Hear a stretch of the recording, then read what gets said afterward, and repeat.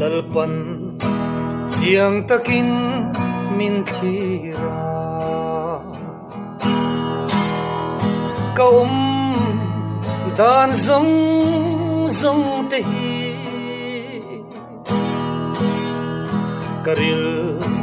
rungai tua na zong le kakal le kamu hilai ten kanung lam le kamalam min huala aman engkima min shiae aman engkima min shiae aman engkima min shiae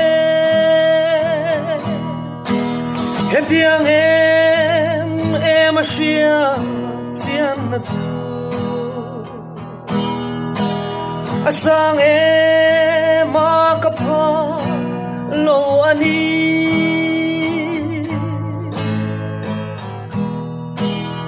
lalpa tharau nen ata chu khoya nge ka kalang le trifin re chung ril lama te vansa le se ol lama po pathian naramri kham nareng a omlo ama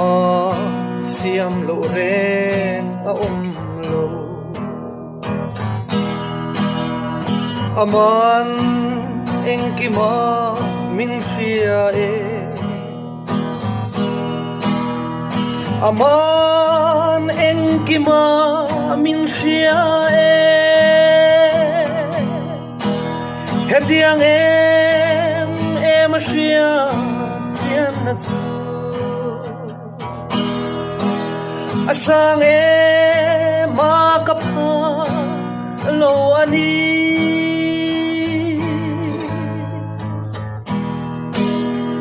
kangai tua na sual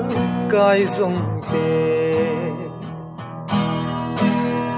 puitin pir suang